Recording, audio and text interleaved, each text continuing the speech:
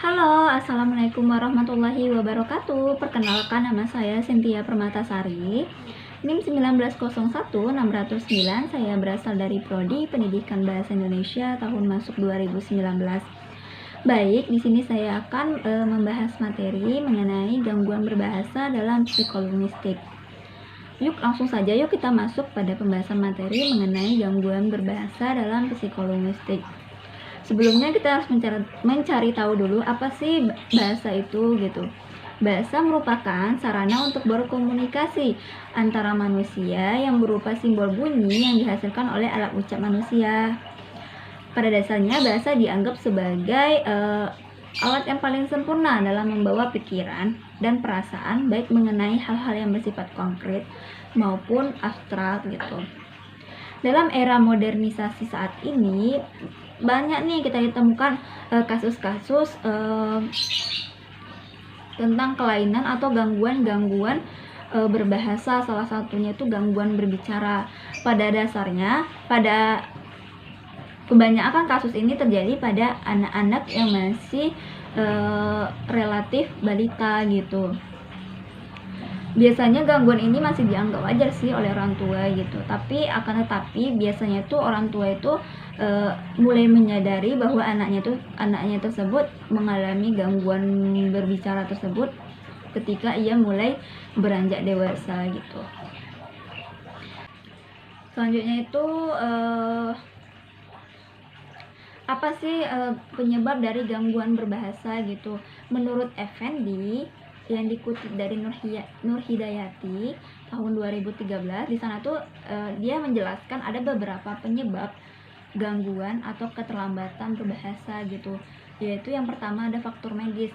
Faktor medis ini biasanya disebabkan oleh adanya kurang berperannya atau kurang berfungsinya sistem saraf pusat yang disebabkan oleh adanya cedera atau memar yang ada dalam tubuh atau otak pada si anak gitu.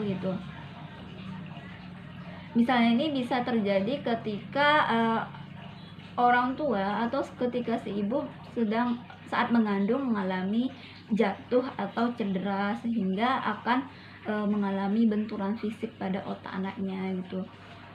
Bisa juga saat mengalami prematur juga atau kelahiran muda juga bisa, atau penggunaan obat-obat yang berlebihan gitu. Selanjutnya itu ada faktor fisiologis. Faktor fisiologis ini biasanya itu terkait kemampuan organ-organ yang terkait dalam menjalankan fungsinya untuk mendukung terhadap kelancaran anak dalam meneliti tugas perkembangan bicara dan bahasanya. Biasanya ini organ-organ atau kemampuan organnya itu kurang berjalan dengan lancar gitu, kurang lancar sehingga akan mengganggu atau menghambat anak tersebut untuk bisa berbicara. Biasanya itu organ-organ yang membuat anak menjadi sulit berbicara itu organ-organ, yaitu ada organ sarafnya, yaitu organ pendengarannya, serta organ berbicara. 3 hal tersebut merupakan salah satu paket yang komplit gitu. Apabila salah satu organ tersebut tidak berfungsi atau kurang berfungsi, maka kedua organ ini pun juga tidak akan bisa gitu. Selanjutnya ini ada kondisi lingkungan. Alangkah baiknya diwajibkan orang tua atau keluarga itu menciptakan situasi yang kondusif atau memberikan motivasi atau dorongan anak untuk bisa belajar berbicara gitu. Peran aktif orang tua atau keluarga itu sangat penting bagi perkembangan si anak gitu. Peran orang tua dan keluarga itu dapat memberikan stimulasi verbal atau mendorong anak untuk bisa lebih aktif lagi dan meningkatkan kualitas bagaimana kemampuan bicaranya gitu, serta bahasanya seperti apa gitu. Jadi orang tua serta keluarga sangat berperan penting dalam perkembangan bahasa anak gitu. Selanjutnya itu ada bentuk-bentuk gangguan berbahasa. Apa-apa saja sih bentuk-bentuk gangguan berbahasa ini? Yaitu yang pertama itu ada keterlambatan dalam perkembangan bahasa. Keterlambatan perkembangan bahasa ini apa sih gitu? keterlambatan perkembangan bahasa ini yaitu bentuk kelainan bahasa yang ditandai dengan kegagalan anak dalam mencapai tahapan perkembangan bahasanya sesuai dengan perkembangan bahasa anak normal sesuai seusianya. Baik, maksudnya di sini tuh perkembangan anak itu misalnya ada anak satu, mbak tuh dia mengalami gangguan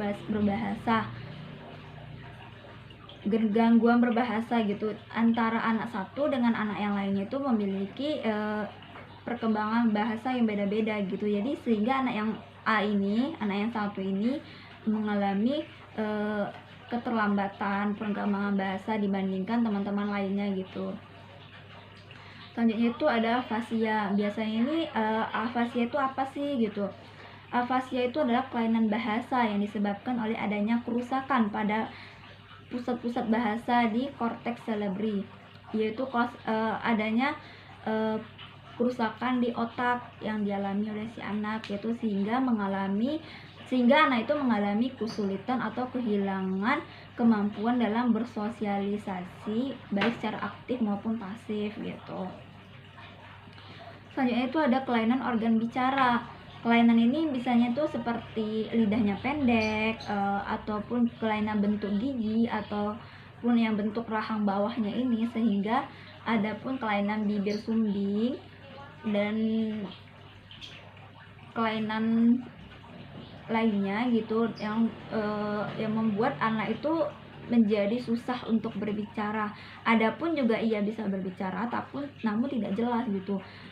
Perkataan ataupun ucapan yang dihasilkan itu tidak jelas gitu karena adanya kelainan seperti lidahnya pendek, kelainan bentuk gigi, kelainan rahang bawahnya ataupun bibir sumbing gitu. Selanjutnya itu ada gangguan pendengaran anak gitu. Biasanya ini ada beberapa penyebab, salah satunya ini gangguan pendengaran anak gitu. Biasanya gangguan pendengaran anak ini disebabkan oleh adanya infeksi yang ada di telinga pada anak gitu, sehingga anak tersebut juga akan berpengaruh pada proses berbicaranya gitu, karena mengalami infeksi yang berulang dalam sistem pendengarannya. Selanjutnya itu gejala gangguan berbahasa. Apa saja sih gejala dari gangguan berbahasa ini? Yang pertama itu disaudia gitu. Disaudia itu apa gitu? Disaudia itu adalah jenis gangguan bicara yang disebabkan oleh gangguan pendengaran gitu. Biasanya ini disaudia ini untuk anak yang tulungarungu atau tuli, yaitu digunakan dalam mengadakan interaksi komunikasi dengan lingkungannya. Jadi anak itu misalnya itu menggunakan kata misalnya ada orang berkata kopi, tapi ia karena ada kelainan pada telinganya atau tulang rungu, maka ia mendengar kata pi gitu. Padahal orang tersebut mengucapkan kata kopi gitu. Misalnya dia mendengar kata bola, tapi yang ia dengarnya itu kata la, bo. Jadi setengah dari katanya gitu, karena ia mengalami pendengaran yang ada gangguan pendengaran gitu. Selanjutnya itu ada dislogia. Dislogia ini yaitu bentuk kelainan bicara yang disebabkan karena kemampuan kapasitas berpikir atau taraf kecerdasannya di bawah normal gitu. Misalnya itu di bawah normal orang biasanya gitu, kecerdasannya di bawah rata-rata. Hal ini sehingga anak-anak tersebut kurang mampu mengingat apa yang diucapkan. Misalnya mengucapkan kata, seorang ibu mengucapkan kata makan, tapi karena anak tersebut mengalami dislogia atau mengalami kurangnya daya ingat, daya berpikir, maka ia cuma mengingat katakan, bukan awal katanya kan makan, tapi ia hanya mengingat katakan gitu. Dia hanya mengingat pada akhir katanya doang gitu. Selanjutnya itu ada distartia. Distartia ini apa gitu? Distartia ini yaitu salah satu jenis kelainan bicara yang terjadi akibat adanya kelumpuhan, kelemahan, kekakuan otot-otot alat ucap sehingga anak tersebut ini susah untuk berbicara gitu. Selanjutnya itu ada dislalia. Dislalia ini disebabkan oleh adanya dari kondisi psikososial, yaitu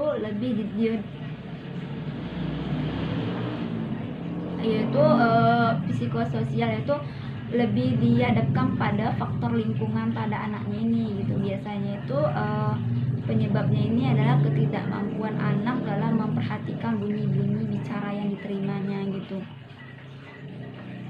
sehingga anak tersebut tidak mampu memahami konsep atau bahasa yang didengarnya gitu.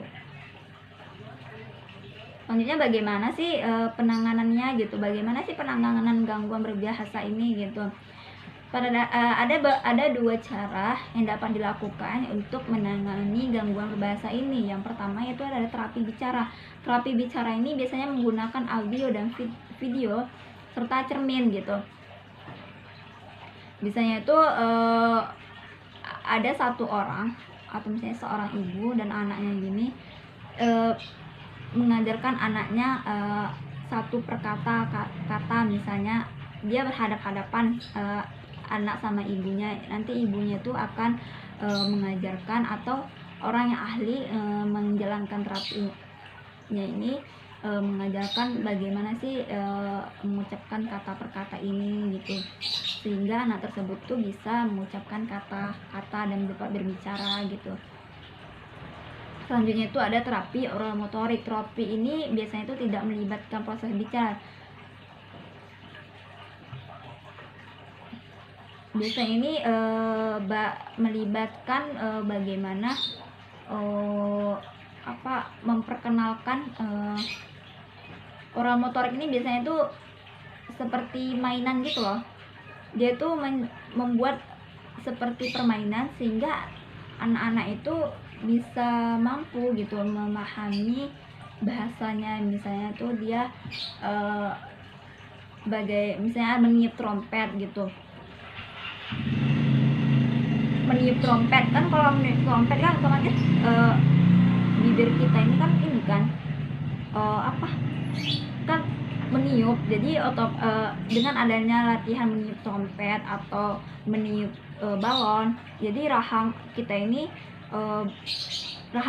bisa gitu. Jadi dengan adanya latihan motorik ini diajarkan anak untuk melatih otot-otot pada anak tersebut sehingga dapat berbicara gitu. Mungkin itu saja sedikit pembahasan materi dari saya. Mohon maaf apabila ada kata saya yang salah dan kurang dimengerti. Saya akhiri. Assalamualaikum warahmatullahi wabarakatuh.